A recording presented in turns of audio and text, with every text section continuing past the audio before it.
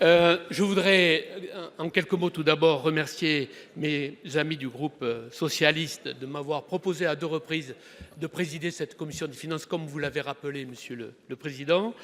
Vous remercier, Monsieur le Président, et l'ensemble des vice-présidents du Sénat, ainsi que l'administration de la commission et l'administration de la séance, pour la qualité des relations que nous avons eues durant ces projets de loi de finances extrêmement complexes dans les dernières années, il faut bien le reconnaître. Enfin, un mot d'amitié pour le rapporteur général Jean-François Husson.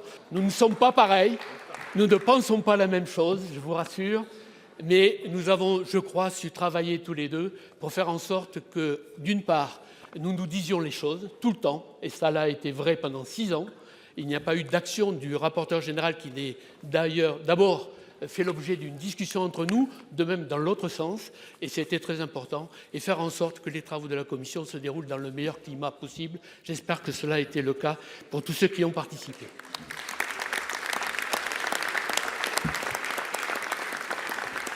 Alors je voudrais vous dire que nous avons connu une période de finances publiques, il faut se le dire, un peu folle. Loi spéciale, services votés, ordonnances, nous avons dû réinventer, revoir toutes ces notions. Multiplication du nombre d'amendements liés d'ailleurs pour partie au non-vote du budget à l'Assemblée nationale, tout autant de raisons qui font des années particulières. Mais aussi période folle mais passionnante comme toujours dans ces cas-là, avec des commissions d'enquête nombreuses, dont la dernière sur la dégradation des comptes publics 2013-2014. C'était très important. Aujourd'hui, quand je dis 2013-2014, je dis 2023-2024, ça sera mieux. Et puis également sur la boîte noire aujourd'hui des hauts patrimoines, dont je veux dire quelques mots. Alors que disons-nous dans ce texte qui a été d'ailleurs, comment dire, diversement apprécié, parce qu'évidemment certains trouvaient qu'il ne disait pas assez de choses et d'autres trouvaient qu'il en disait déjà trop, et donc évidemment ça veut dire qu'on a trouvé le juste milieu. Alors nous avons assisté, et nous le disons, à un retour de la rente et de l'héritage au détriment des revenus du travail. L'essentiel de l'augmentation des revenus aujourd'hui provient des patrimoines. Nous connaissons évidemment le patrimoine de nos concitoyens à l'étranger, c'est ça qui était étonnant. Nous en savons quasiment tout, mais par contre, nous ne savons plus rien du patrimoine en France, détenu en France par nos concitoyens. Et cette connaissance est absolument nécessaire si nous voulons éviter une suspicion généralisée sur la répartition de l'impôt. C'est facile, faisons-le. Sans attendre, nous pouvons aussi arrêter de modifier chaque année le pacte du travail, qui a son importance, mais en se rangeant aux propositions de la Cour des comptes sur un tel sujet. Sur le mécanisme d'apport-cession, il faut retravailler cette niche fiscale qui place en report d'imposition 16 milliards d'euros en 2018, mais 34 milliards aujourd'hui, 5 ans plus tard, pour un total finalement de 130 milliards d'euros. Et donc, il nous faut travailler sur ce sujet. Évidemment, interdiction du prêt lombard également, permettant d'éluder l'impôt sur le revenu pour les très très très grandes fortunes. Monsieur le ministre, entendez-vous tenir compte de nos recommandations? Je vous remercie. Madame la ministre, le constat d'une crise de la démocratie est devenu banal. Notre groupe pense qu'une des réponses est de faire en sorte que les citoyens soient réellement acteurs. Nous inaugurons donc une question au gouvernement citoyenne avec l'ambition d'en faire un rendez-vous régulier. Nous avons demandé à des internautes de nous suggérer des thèmes de questions. Les 4 les plus cités ont été soumis au vote sur une plateforme de texte citoyenne française.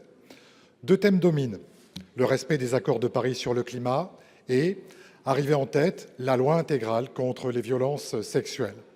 Que ce thème reçoive 46% des voix, que 60% des femmes l'aient choisi, témoigne à nouveau de l'ampleur de l'onde de choc provoquée par la mort tragique de Liana. 110 cortèges ont défilé samedi dernier pour réclamer cette loi. Madame la ministre, cette proposition de loi transpartisane à l'initiative de la députée socialiste Céline Thiébaut-Martinez, largement co-signée, est le fruit d'un immense travail avec la coalition féministe et enfantiste. Elle est également soutenue au Sénat, singulièrement par des sénatrices de notre groupe, engagées dès le départ dans cette coalition. J'en profite pour remercier sincèrement Laurence Harribey, qui nous quitte et s'est beaucoup investie sur les sujets de protection de l'enfance.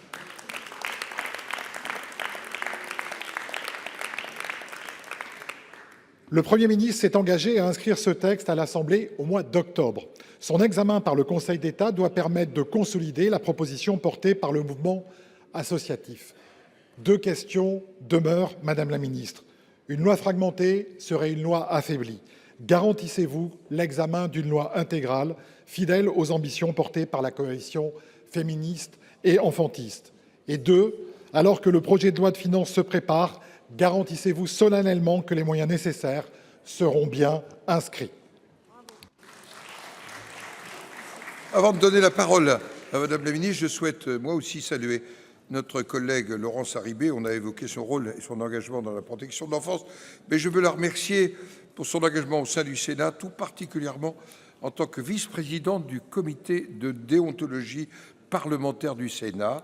Elle a contribué, j'allais dire, à la croissance de cette déontologie et à cette exigence aux côtés du président Arnaud Bazin. Et je voulais la remercier.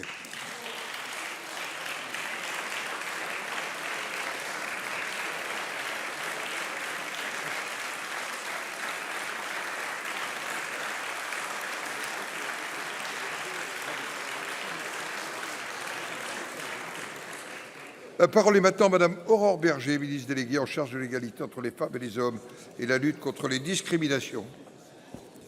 Merci Monsieur le Président, Messieurs les sénateurs, Mesdames les sénatrices, Monsieur le sénateur. Déjà, vous l'avez dit, vous avez fait une consultation citoyenne pour savoir quelles questions les Français avaient envie que vous posiez pour contrôler l'action du gouvernement, et cela dit beaucoup de voir que de manière massive, ils ont souhaité que la question posée soit sur la question de la lutte contre les violences sexuelles faites aux enfants et aux femmes. Parce que cela veut dire que l'onde de choc qui a traversé notre pays suite au décès d'une petite fille, d'autant plus quand on sait les conditions dans lesquelles elle a eu à survivre ces dernières heures, ça veut dire que cette onde de choc ne s'est pas refermée.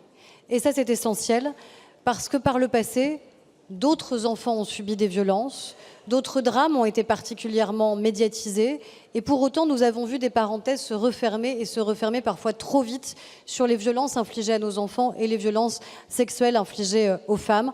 Tant mieux si l'opinion publique continue à être derrière nous, et même à nous pousser, j'allais dire même être devant nous sur un certain nombre de sujets. Je l'ai déjà dit, ni les Français ni les associations ne sont nos adversaires, bien au contraire. Ils nous garantissent d'aller plus loin à chaque fois que c'est nécessaire, et nous irons plus loin. L'engagement a été pris par le Premier ministre, l'engagement sera tenu. Il y aura bien, en 2026, une loi intégrale concernant la lutte contre les violences sexuelles faites aux enfants et faites aux femmes. L'engagement pris sera tenu. Et il sera tenu aussi avec méthode. Méthode, ça veut dire avis du Conseil d'État qui sera rendu au mois de juillet, évaluation précise de ce que le Conseil d'État va nous dire, réunion de travail tout au long du mois de juillet avec l'ensemble des parlementaires, Assemblée comme Sénat, concernés et volontaires et sur tous les bancs pour avancer sur le sujet, parce que de la même manière que nous avons un consensus aujourd'hui dans l'opinion publique, nous devons avoir évidemment un consensus parlementaire pour que cette loi soit adoptée et adoptée à l'unanimité. Quant aux moyens, évidemment, nous regardons ministère par ministère, puisque tous les ministères sont concernés, pour garantir que les moyens qui ont déjà été renforcés le soient encore plus demain. Je vous remercie. Monsieur Kerrouche. Merci, Monsieur le Président. Madame la Ministre, cette nuit, un jeune sapeur-pompier volontaire est décédé en combattant un incendie en Savoie. Ma question est aussi un hommage ému à tous les soldats du feu de France et encore plus à tous ceux qui perdent leur vie pour nous protéger.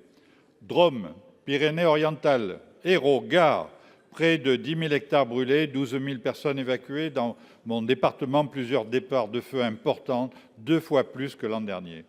9 départs sur 10 sont détectés grâce aux bénévoles qui surveillent.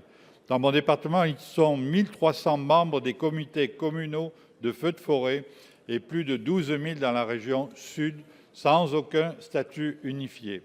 J'ai déposé ce mois-ci une PPL pour leur donner un statut et la reconnaissance de leur utilité publique légale. Les pompiers avouent, on va devoir faire des choix entre plusieurs feux simultanés. Choisir ces feux, c'est la rupture capacitaire. Et dans le ciel, vous disposez de 12 Canadair vieillissants, mais 11 sont en état de voler. L'Espagne en a 21, l'Italie 18. Les 4 commandes effectuées sont livrées en 2032, voire en 2033. Pendant ce temps, la frégate F-100, bombardier d'eau français financé par France 2030, attend une commande ferme. Où en est-on, Madame la Ministre? Lors des 4 précédentes années, mon groupe, par la voix de Hervé Gillet, Serge Mérillou, Sébastien Pla, vous a fait des propositions concrètes que vous avez refusées. Hier, l'Europe ne nous a envoyé que 4 appareils parce que l'Espagne, le Portugal et la Grèce combattent leurs propres incendies. Quand tout brûle, le même jour, la solidarité ne suffit plus. On doit s'équiper. Madame la Ministre, votre promesse de 2022 annonçant 16 Canadair en fin de quinquennat n'est pas tenue. Alors ma question est simple. Avec quoi la France tiendra-t-elle ces 6 étés qui arrivent? Nos sapeurs-pompiers qui interviennent sur le terrain ont un besoin impérieux de ce soutien aérien. Je vous remercie. Merci, Monsieur le Président, Mesdames, Messieurs les sénateurs. Monsieur le sénateur Lucien Stanzon, je voudrais vous remercier pour les mots que vous avez eus à l'attention des sapeurs-pompiers, quel que soit leur statut, qui effectivement sont engagés au péril de leur vie. Vous évoquez les enjeux capacitaires. Les enjeux capacitaires, ils ont été renforcés depuis 2023, qu'il s'agisse des moyens terrestres, avec plus de 540 engins, ou des moyens aériens.